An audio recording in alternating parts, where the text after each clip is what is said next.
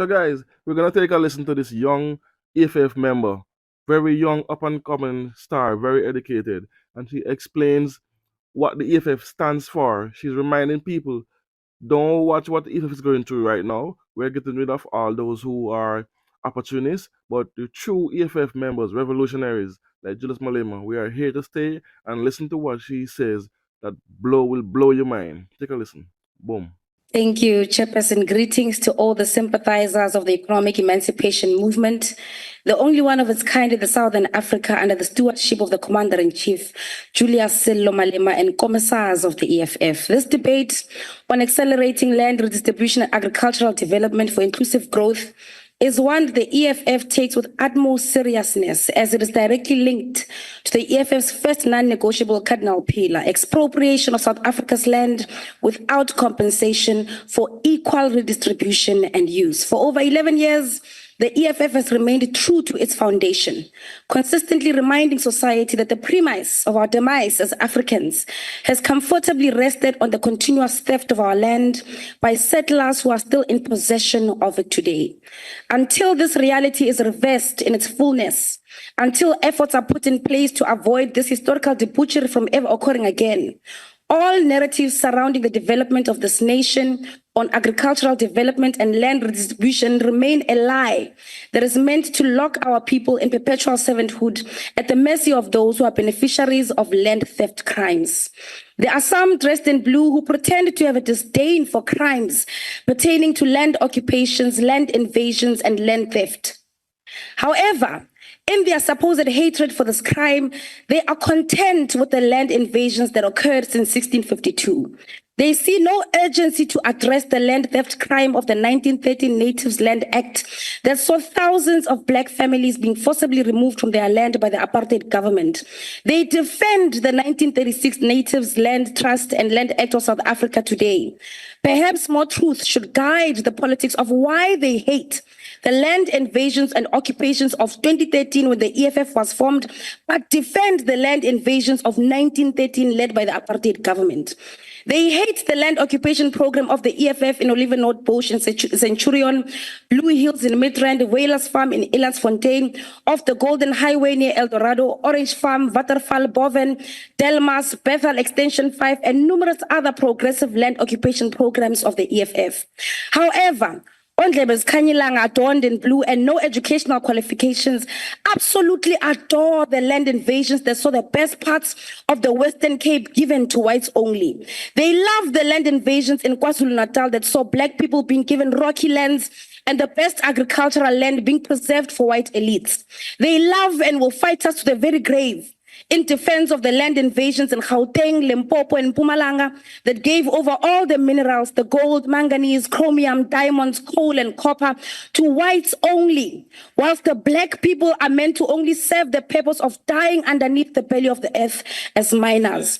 They claim to give us our daily food every day and supposed food security in the agricultural sector, but conveniently forget that 80% of the labor that creates food that we eat in Africa is in actual fact our mothers, Black women, whom in the Eastern Cape and Kokama still get paid a packet of cigarettes and a carton of milk after a week's labor worth on our stolen farms. These are the same people who rejected a motion in Parliament calling for Parliament to intervene on the land invasion against the Molefe family in the West Rand by Prestige Park, a land invasion crime committed in 2023. But however, they also feel that an entire generation must pause on its generational mission to recoup stolen land led by the just and all races people loving EFF. You can't love the land invasion of 1936 that was done through the barrel of a gun and hate the peaceful land occupation led by the EFF of Nana's Farm and Mountain City. This essentially means that you are the very thing you accuse us of. You are the ones that are racist. You are the racial dividers who deem Black people unworthy of living, farming, and owning the land of their forefathers, whilst you protect the proceeds of colonial and apartheid land theft crimes against humanity. The government of President Ramaphosa in 2024 chose those who loved the land theft of 1913 and rejected us who are reversing land theft crimes since 2013. We will never be ashamed of our land occupation programs. We will always choose justice over crime as the EFF. The color blue represents preserving the land theft of 1913 and 1936, and the color red represents expropriation of all land without compensation for equal redistribution and use. They don't want us to occupy land like their grandfathers who did the same thing, because they know that beneath that land lies minerals that are yet to be uncovered. On that land lies the economic liberty that they enjoy on a daily basis. The EFF's approach to land expropriation without compensation is that all land should be transferred to the ownership and custodianship of the state, in a similar way that all mineral and petroleum resources were transferred to the ownership and custodianship of the state through the Minerals and Petroleum Resources Development Act of 2002. This transfer should happen without compensation and should apply to all South Africans, Black, colored, Indian, and white. Under this legislation, no one should be allowed to own land forever, because those who have money can over time buy huge plots of land and use them for counter-developmental private purposes, such as using agricultural land for game farms. Nizothi nivuke ekuseni, and you find that Elon Musk owns the whole of Tshwane because the poor sold it to him. This is why privatization of land, as proposed by the expropriation bill, is a threat to state sovereignty and protection of our people. In line with the Freedom Charter and a new vision of agrarian revolution, the state should also provide implements and related extension services to help those who work the land to use it productively. Furthermore, the state's procurement of food should prioritize small-scale farmers so that small-scale farming becomes a sustainable economic activity for the majority of our people. The state must buy more than 50% of the food for hospitals, prisons, schools from small-scale farmers in order to develop small-scale agriculture. To boost sustainable demand domestically, the South African government should pass legislation that all the food bought by the government for hospitals, schools, prisons, and the like should be sourced from small-scale food producers. This in itself will create sustainable economic activity and inspire many young people to go into food production, because there will be income and financial benefits to boost other economic activities out of it. The economy of food production needs a well-structured protection mechanism and subsidies in order to protect jobs and safeguard food security. Most developed and developing nations are actually doing the same.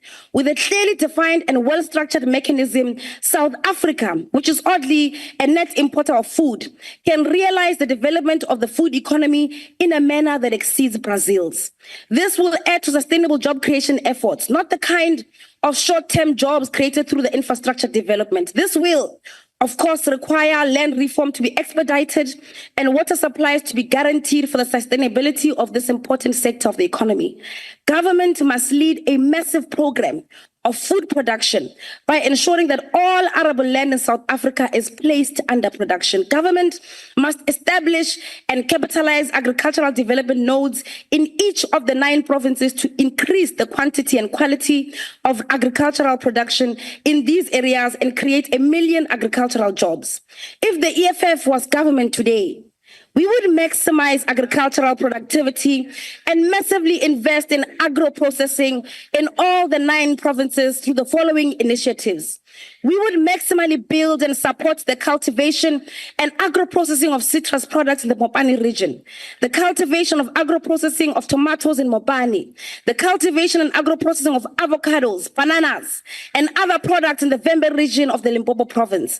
We would maximally build and support cattle farming and the agro-processing of the resultant products in the Amahlati region, cultivation and agro-processing of maize in the Chris Hani region, tea in the OR Tambo region, cannabis for industrial and medical processing in the OR Tambo and Alfred Nzo regions of the Eastern Cape, and alu products in Amatole and OR Tambo. We would build and support the cultivation and agro-processing of maize and cherries in the Thabo Mofutsanyane region in the Free State province. We would maximally build and support the cultivation and agro-processing of dry beans, maize, and soybeans in the Gauteng province. We would support the cultivation and agro-processing of potatoes and tomatoes in the Namakwa land and Pixley regions, and grapes in the Sianda ZF Mkawu region in the Northern Cape province. The EFF would maximally build and support the cultivation and agro-processing of sugarcane in the eThekwini, Ilembe and Zululand region, maize in the Umzinyathi and Utugela regions, citrus and bananas in Ugwe and Umkhanyakude regions, cattle farming in the Amatuba, Utugela and Zululand regions, and timber in Umkhanyakude and Sisonke regions in KwaZulu-Natal province. We would build and support the cultivation of agro-processing of oranges, lychees, bananas, narkis, avocados, macadamia nuts and mangoes in the Ehlanzeni regions, mangoes and bananas in the Buhlabela region, peaches, plums and maize in the Nkangala region, and timber and maize in the Garsibanda region in Mpumalanga. The EFF would build and support the cultivation of agro-processing of sunflowers and maize in the Ngaka Mudiri Mulema region, cattle and poultry farming in the whole of the Northwest province, and cattle farming in Taung. We would build and support the cultivation of agro-processing of grapes and onions in the Cape Winelands region, increase the production of wine, cattle and sheep, livestock and grapes in the Central Karoo, West Coast and Overberg regions in the Western Cape province. The EFF government would also increase the production of potatoes, onions and animal productions in the West Coast region and livestock production in the Overberg region in the Western Cape. This would also include abalone, especially in Hermanas in the Western Cape. The EFF government would ensure that young and emerging Black farmers in all these agricultural developmental nodes are prioritized and receive technical and financial support.